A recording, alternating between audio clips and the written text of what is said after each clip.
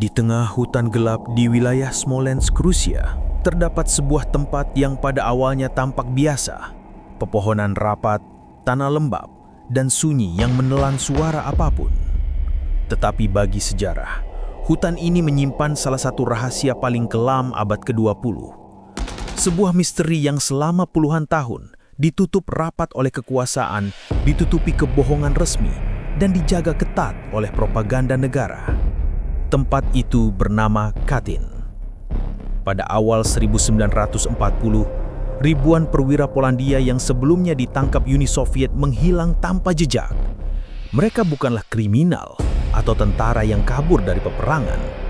Mereka adalah dokter, profesor, polisi tingkat tinggi, profesor universitas, dan tokoh-tokoh penting yang membentuk struktur intelektual Polandia. Soviet memahami betul, jika ingin melemahkan Polandia untuk selamanya, mereka harus menghancurkan akarnya, para pemimpinnya.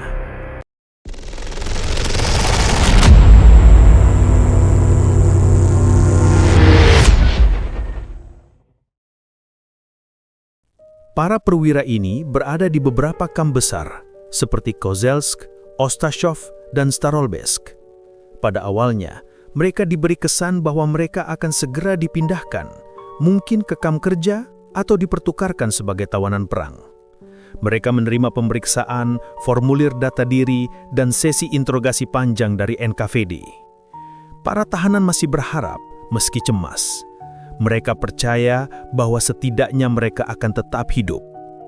Tetapi, perlahan pola yang mengerikan mulai terlihat.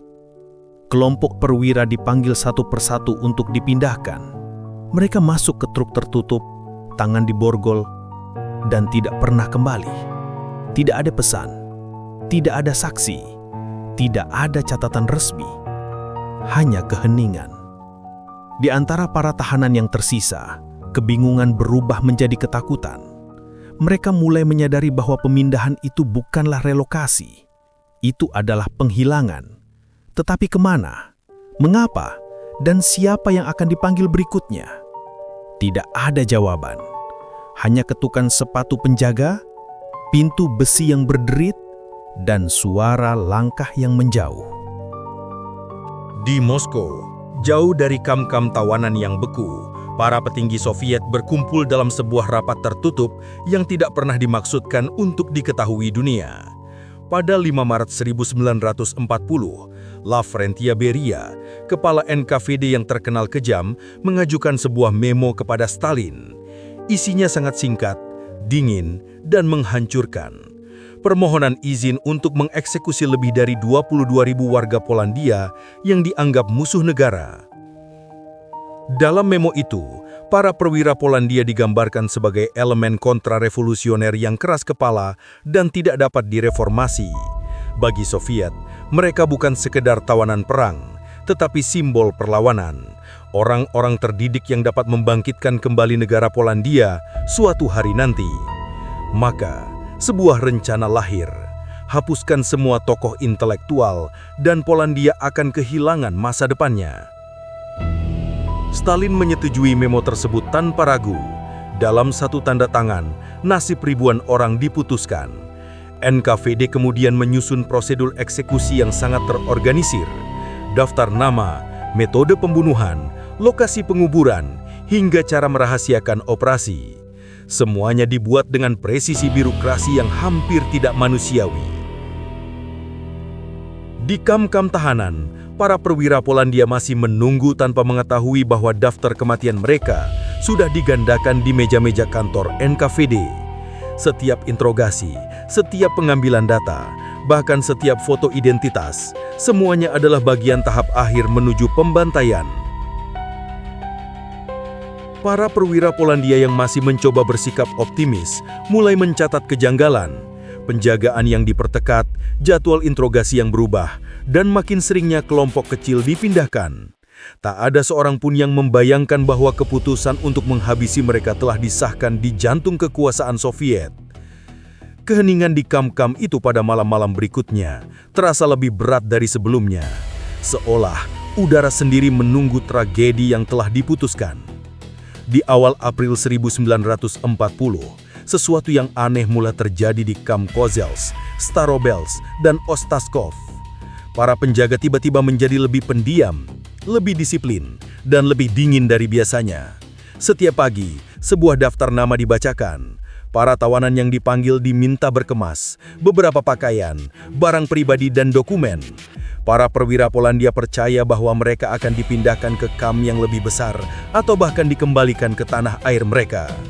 Mereka tidak tahu bahwa setiap nama yang dibacakan sebenarnya adalah daftar maut. Para tawanan yang terdaftar dibawa menggunakan truk tertutup menuju stasiun kereta. Suasana di dalam gerbong selalu hening. Mereka mencoba menebak tujuan perjalanan itu, tetapi para prajurit NKVD tidak pernah menjawab.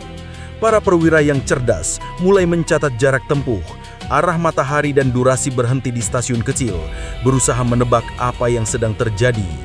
Namun semua perhitungan mereka berakhir pada satu hal, ketidakpastian total. Setibanya di titik tertentu, biasanya dekat hutan-hutan terpencil, mereka diturunkan berkelompok kecil. Wajah para penjaga terlihat tegang, tetapi bukan karena belas kasihan. Lebih seperti seseorang yang sedang menjalankan tugas yang tidak ingin diingat seumur hidup. Ada kelompok yang dibawa ke Katyn, sebagian ke Kalinin, dan sebagian ke Kharkiv. Pola pemindahan ini begitu cepat dan sistematis, sehingga tidak ada tawanan yang punya kesempatan untuk menyadari nasib mereka satu sama lain. Dalam hitungan hari, ribuan orang hilang dipindahkan, namun tidak pernah terdengar kabarnya lagi. Di kamp, para tawanan yang tersisa mulai dihantui kecemasan. Tak ada surat balasan dari teman mereka, tak ada kabar dari Red Cross, seolah-olah mereka telah ditelan bumi. Mereka tidak tahu bahwa hutan-hutan yang tenang itu sedang menunggu kedatangan berikutnya.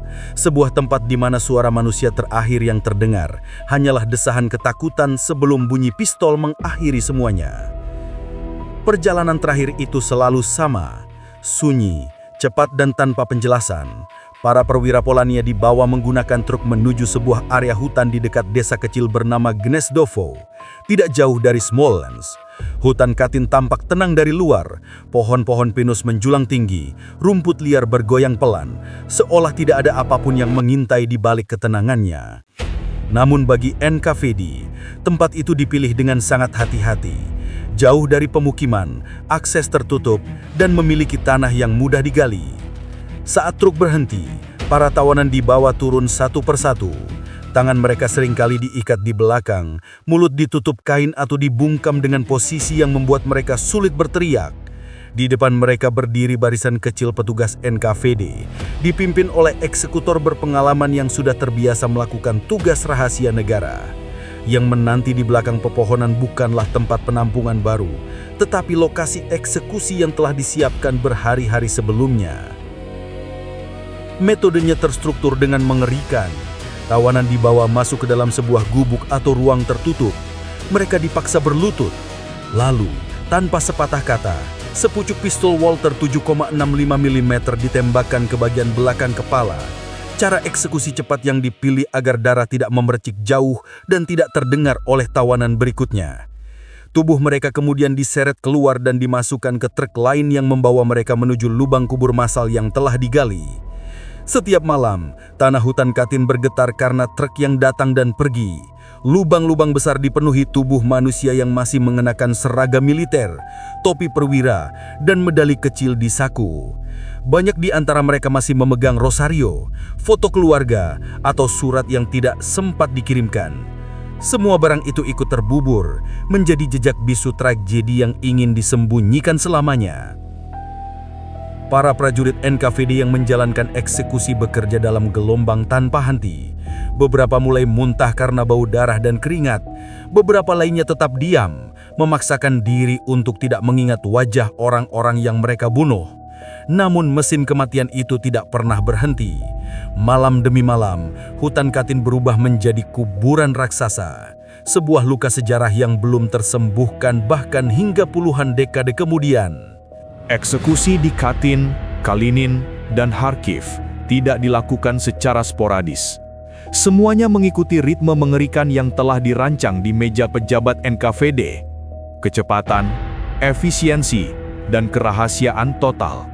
Setiap hari, ratusan tawanan dieksekusi tanpa jeda, seperti jalur produksi pabrik yang tidak boleh berhenti. Di Kalinin, eksekusi berlangsung di gedung NKVD, menyisakan lorong-lorong sempit yang berubah menjadi jalur antrean menuju kamar pembunuhan. Di ruang itu, dindingnya dilapisi karpet tebal agar tidak memantulkan suara tembakan. Lantai dilapisi plastik atau sekam tebal agar darah mudah dibersihkan. Di salah satu sudut ruangan, sebuah ventilasi dipasang khusus untuk mengalirkan bau mesiu dan darah yang menumpuk. Para tawanan dibawa masuk satu persatu. Tidak ada pengadilan, tidak ada pembacaan hukuman, tidak ada alasan. Saat mereka dipaksa berlutut, hanya ada detak jantung yang terdengar, dan kemudian pistol Walter yang ditembakkan dari jarak sangat dekat. Tembakan diarahkan ke bagian tengkorak bawah, metode yang disebut tembakan kerja bersih, karena membuat korban langsung roboh tanpa banyak gerakan. Tubuh korban kemudian diseret melalui pintu samping menuju truk yang sudah menunggu. Di luar, di bawah cahaya bulan yang dingin, truk itu melaju menuju kuburan massal. Ketika satu truk berangkat, truk lain sudah mengantre. Mesin kematian terus berputar, malam demi malam. Para algojo NKVD bekerja dalam shift. Dalam setiap shift, satu eksekutor bisa membunuh lebih dari 300 orang. Beberapa catatan rahasia Soviet menunjukkan bahwa tangan mereka sering bengkak karena recoil pistol yang menimpa telapak secara berulang-ulang. Ada yang mulai gemetar, ada yang kehilangan kesadaran, ada yang memohon cuti karena tidak tahan. Namun, perintah dari atas tidak boleh dilanggar. Sementara itu, di kam-kam yang lain yang menunggu giliran, para tawanan bertanya-tanya, kemana teman-teman mereka di bawah? Setiap hari daftar nama dipanggil, semakin banyak yang hilang. Para perwira Polandia mulai menyadari pola yang menyeramkan. Siapapun yang dipanggil tidak pernah kembali. Namun mereka masih berharap, masih berdoa, masih menulis surat terakhir, meskipun tidak ada satupun yang sampai ke tangan keluarga mereka. Karena pada malam-malam kelam itu, Uni Soviet telah menjadikan tubuh-tubuh mereka bagian dari operasi yang dirancang untuk menghapus seluruh generasi pemimpin Polandia dari muka bumi. Hutan-hutan di Katyn, Kalinin, dan Kharkiv menjadi saksi bisu dari salah satu operasi penguburan massal paling terorganisir dalam sejarah modern. Lubang-lubang besar telah digali jauh sebelum eksekusi dimulai, seolah tanah itu sendiri telah dipaksa bersiap untuk menanggung kejahatan manusia yang tak terbayangkan. Para petugas NKVD bekerja tanpa emosi, mengubur ratusan mayat setiap malam. Bau darah bercampur tanah basah menggantung di udara, menciptakan aroma kematian yang tidak pernah benar-benar hilang. Mayat-mayat itu disusun berlapis-lapis seperti tumpukan kayu. Setiap lapisan dipisahkan oleh tanah tipis, bukan karena belas kasihan, tetapi agar lubang dapat menampung lebih banyak korban.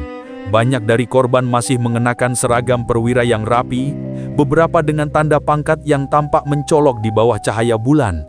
Ada juga yang memegang rosario atau foto keluarga di saku, benda terakhir yang menyertai mereka di detik-detik penutup kehidupan. Di beberapa lokasi, para petugas menggali lubang sepanjang puluhan meter. Ketika lubang mulai penuh, truk-truk berikutnya sudah tiba. Mesin tidak boleh berhenti. Setiap malam, bumi diguncangkan oleh suara sekop, suara teriakan para petugas NKVD yang kelelahan, dan suara truk yang masuk dan keluar, seperti garis produksi kematian. Agar jejak tidak ditemukan, para petugas menutupi lubang massal itu dengan lapisan tanah tebal, menanaminya dengan pohon-pohon muda untuk menutupi permukaan tanah yang terganggu. Beberapa lubang ditutup begitu cepat sehingga tanahnya masih hangat oleh tubuh-tubuh yang baru dikuburkan. Semua dilakukan dalam kesunyian malam dan dalam ketakutan akan mata-mata yang mungkin melihat. Setelah semua selesai, NKVD membuat laporan palsu, menulis bahwa para tawanan dipindahkan, hilang selama transportasi, atau tidak diketahui nasibnya. Mereka tidak pernah membayangkan bahwa suatu hari, kebenaran yang ditanam dalam-dalam itu akan mulai naik ke permukaan, seperti mayat-mayat yang tidak bisa selamanya disembunyikan oleh tanah. Apa yang terjadi berikutnya bukan lagi hanya tentang pembantaian, melainkan tentang kebohongan internasional yang berlangsung puluhan tahun. 3 tahun setelah pembantaian itu terjadi, Perang Dunia Kedua membawa perubahan dramatis di garis depan. Pada tahun 1943, pasukan Jerman berhasil merebut wilayah Smolensk, termasuk kawasan hutan Katyn. Tidak ada seorang pun yang tahu bahwa di bawah tanah sunyi itu terkubur rahasia yang begitu gelap hingga mampu mengguncangkan dunia internasional. Suatu hari, para pekerja lokal memberitahu tentara Jerman tentang area hutan yang aneh. Wilayah tanahnya tidak rata, dan pohon-pohon muda tumbuh dalam barisan yang terlalu rapi. Jerman yang curiga kemudian memerintahkan penggalian. Saat sekop-sekop menggali lebih dalam, bau busuk mulai keluar, dan tak lama kemudian, potongan kain, potongan kulit, dan akhirnya tengkorak manusia muncul dari tanah. Ketika lapisan tanah terbuka, dunia melihat apa yang selama ini ditutupi. Ratusan tubuh yang ditumpuk masih mengenakan seragam Polandia. Foto keluarga, surat-surat, emblem militer, hingga buku doa ditemukan utuh dalam kantong mereka. Ditemukan pula ikatan tangan, bekas tembakan di belakang kepala, dan benda-benda pribadi yang tak mungkin dipalsukan. Semua tanda mengarah pada satu kesimpulan. Ini adalah eksekusi sistematis. Jerman segera menyadari nilai propaganda dari temuan ini. Mereka mengundang tim medis internasional untuk menyaksikan penggalian sebagai upaya membuktikan bahwa Uni Sovietlah yang melakukan pembantaian. Namun terlepas dari motif politik Jerman, fakta-fakta yang terlihat di lapangan terlalu jelas. Cara eksekusi, peluru, dan metode penguburan semuanya sesuai dengan standar NKVD. Ketika tim ahli patologi membongkar lapis demi lapis kuburan massal itu, jumlah korban terus bertambah. Mereka menemukan jenazah dengan dokumen terakhir bertanggal awal 1940, periode ketika wilayah itu masih sepenuhnya berada di bawah kendali Soviet. Tidak ada keraguan lagi, ini bukan kecelakaan, bukan korban perang acak. Ini adalah pembunuhan terencana yang menargetkan seluruh elit militer Polandia. Kabar penemuan Katyn menyebar cepat, dunia terkejut, keluarga korban hancur, dan pemerintahan Polandia di pengasingan menuntut penyelidikan. Namun di balik semua itu, ada ketakutan besar. Bagaimana jika kebenaran ini tidak pernah diakui? Dan benar saja, badai politik global segera menyusul. Penemuan kuburan massal di Katyn langsung menciptakan badai diplomatik yang mengguncang Eropa. Pemerintahan Polandia di pengasingan, yang berbasis di London, menuntut penyelidikan internasional oleh Palang Merah. Mereka ingin dunia tahu apa yang sebenarnya terjadi pada para perwira mereka. Namun, respon Uni Soviet sangat cepat dan sangat agresif. Moskow dengan keras menyangkal semua tuduhan. Mereka mengklaim bahwa Jermanlah yang membunuh para tawanan pada tahun 1941 ketika wilayah itu berada di bawah pendudukan Nazi. Narasi ini tidak hanya diberikan kepada publik Soviet, tetapi juga dipaksa masuk ke percaturan politik internasional. Stalin menyebut klaim Polandia sebagai provokasi fasis dan memutus hubungan diplomatik dengan pemerintahan Polandia di pengasingan. Langkah itu memperdalam isolasi dan memecah kubu sekutu. Sementara itu, Amerika Serikat dan Inggris berada dalam posisi yang sangat sulit. Mereka membutuhkan Stalin sebagai sekutu dalam perang melawan Nazi. Mengungkap kebenaran berarti risiko meretakkan aliansi yang sangat vital dalam Perang Dunia II. Maka, meski bukti lapangan secara ilmiah menunjukkan keterlibatan NKVD, para pemimpin sekutu memilih diam. Winston Churchill menulis dalam catatan pribadinya, "Benar atau tidak bukanlah persoalan utama saat ini. Kita tidak boleh mengguncang bahtera." Dengan kata lain, kebenaran tentang pembantaian 22.000 perwira Polandia harus dikorbankan demi strategi perang. Uni Soviet kemudian melakukan propaganda besar-besaran. Media resmi mereka menyebarkan laporan investigasi palsu yang menyalahkan Nazi. Para saksi dipaksa bersaksi sesuai narasi pemerintah. Sejarah dipalsukan dengan presisi dan keberanian yang mencengangkan. Di sekolah-sekolah Soviet, generasi baru diajarkan bahwa Jermanlah pelakunya. Bahkan setelah perang berakhir, kebohongan itu tidak berhenti. Selama puluhan tahun, 50 tahun lebih, Moskow mempertahankan cerita palsu itu, menyangkal bukti forensik, dokumen asli, hingga kesaksian para saksi hidup. Siapapun yang mencoba berbicara kebenaran akan dibungkam atau dikirim ke gulag. Pembantaian Katyn bukan hanya tragedi kemanusiaan. Ia adalah simbol bagaimana sebuah negara bisa memutarbalikkan kebenaran sejarah, memaksa dunia untuk memilih kepentingan politik, dan mengubur fakta di bawah ketakutan. Namun, kebohongan sekuat apapun tidak bisa bertahan selamanya. Retakan pada propaganda Soviet perlahan mulai muncul. Puluhan tahun setelah dunia dipaksa percaya pada kebohongan Soviet, perlahan retakan mulai muncul. Pada tahun 1950-an hingga 1980-an, para sejarawan independen, jurnalis bawah tanah Polandia, dan para pengungsi yang selamat dari rezim komunis mulai mengumpulkan potongan-potongan bukti. Banyak dari mereka mempertaruhkan nyawa demi mengungkap kebenaran yang selama ini ditimbun tanah dan propaganda. Di Polandia, para keluarga korban tidak pernah berhenti mencari jejak. Mereka menyimpan surat-surat terakhir yang dikirim para perwira sebelum hilang. Surat-surat itu berhenti pada Maret 1940, bulan yang sama ketika Stalin menandatangani perintah eksekusi. Tidak ada satupun surat yang bertanggal lebih baru. Keheningan yang seragam itu adalah bukti paling kuat bahwa seluruh kamp tawanan secara sistematis dihabisi. Di Moskow, arsip-arsip rahasia berlapis sensor. Namun kejatuhan Uni Soviet mulai tampak di horizon. Perpecahan internal, kemunduran ekonomi, dan tekanan internasional perlahan melemahkan cengkraman komunis.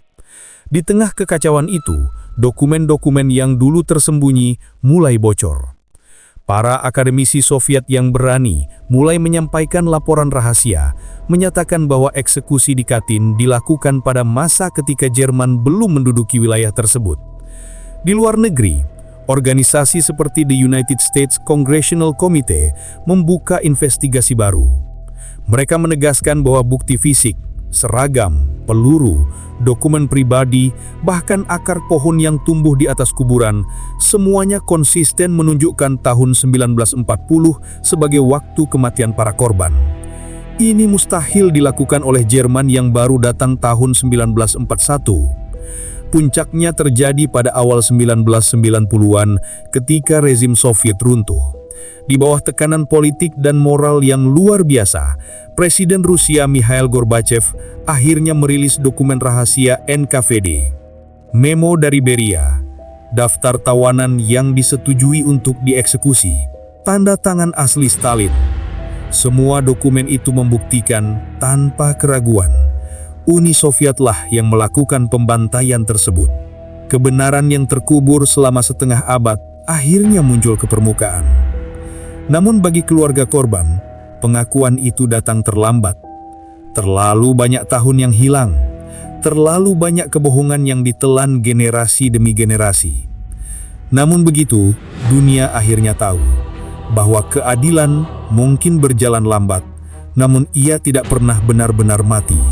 Jika Anda merasa cerita ini menegangkan, membuka wawasan, atau membuat Anda semakin menghargai arti perjuangan dan keberanian, jangan lupa untuk mendukung channel ini.